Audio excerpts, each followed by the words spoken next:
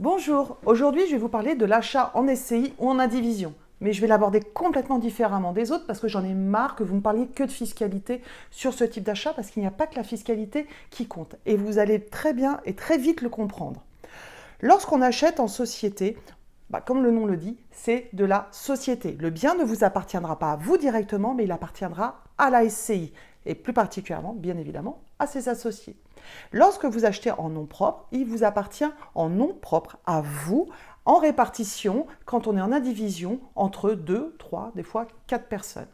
Lorsqu'on est un couple qui n'est pas marié, ou marié, peu importe, mais on va partir sur celui qui n'est pas marié, lorsqu'on veut acheter en indivision, même chez le notaire même, on va avoir quand même une répartition du bien, puisque l'un d'entre vous peut apporter plus ou moins, ou les revenus sont différents et vous souhaitez répartir ce bien.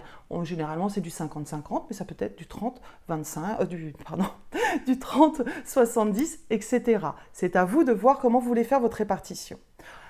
Lorsque vous allez être en société, la répartition va être la même, donc là, pour le coup, on est sur une balance, on a exactement la même chose, on va dire, dans le cas pratique. Tout commence à changer principalement lorsque vous voulez vous séparer.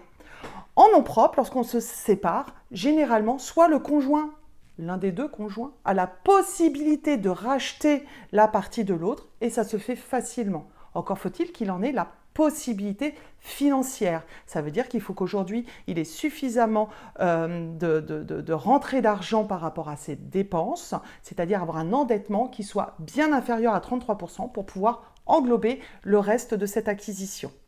Si cela n'est pas possible, la dissolution va se réaliser, ça veut dire que la vente du bien sera obligatoire.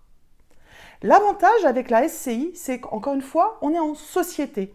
Vous êtes, vous, propriétaire de parts sociales de société.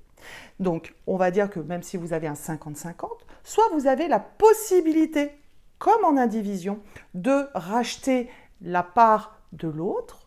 Donc là, on est bien, vous rachetez, mais attention, une SCI, on doit être deux. Donc, il faudra quand même intégrer une autre personne qui peut être un enfant. Et là, pour le coup, on pourra faire de la donation sur l'enfant d'une part, 2 parts, 10 parts, 20 parts, le nombre de parts que vous souhaitez. Le tout, c'est qu'il faudra faire attention, il va falloir le racheter.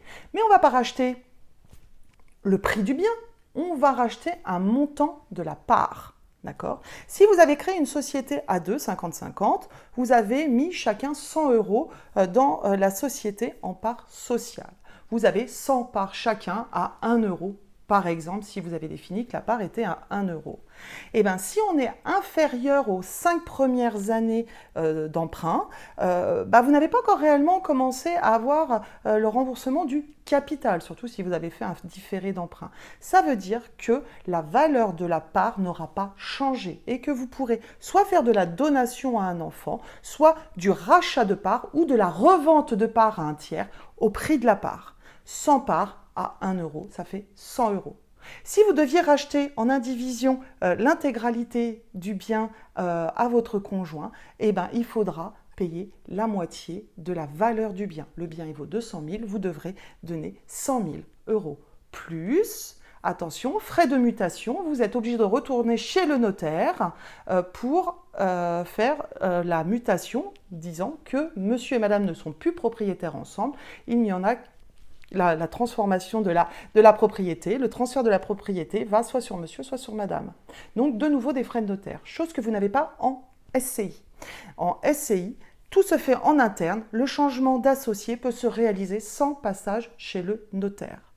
Vous avez un autre avantage aussi sur la SCI, c'est que vous avez la possibilité d'intégrer vos enfants progressivement. Alors personnellement, je n'aime pas mettre un enfant mineur dans une SCI parce que la banque, tout simplement, elle n'aime pas, mais vous pourrez les intégrer a posteriori, surtout si derrière vous ne réinvestissez pas avec cette SCI.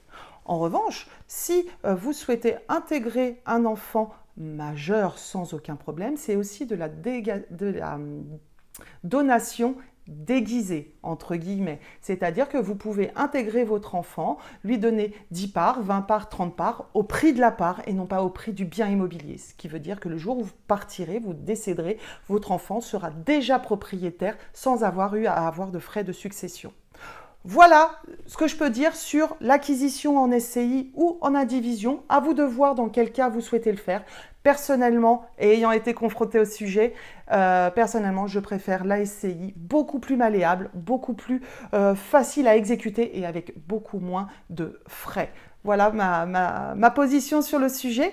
Si cette vidéo a été utile, n'hésitez pas à me le dire, hein, ça fait toujours plaisir. Si vous avez des questions supplémentaires, vous pouvez me mettre des commentaires juste en dessous. J'y répondrai et j'essaierai même, pourquoi pas, d'y répondre en vidéo. N'hésitez pas à me liker et à me suivre sur mon Insta et sur mon Facebook. En attendant, vous pouvez toujours prendre rendez-vous avec moi si vous le souhaitez, si vous avez un souhait particulier d'investissement ou de connaître votre situation ou alors de voir des objectifs à long terme. Vous pouvez aller sur marlenegrissinger.com, vous avez accès à mon calendrier, soit en visio pendant 1 heure, soit un rendez-vous téléphonique pendant une demi-heure et c'est avec moi que vous aurez rendez-vous. Je vous souhaite une bonne fin de journée à tous. Au revoir.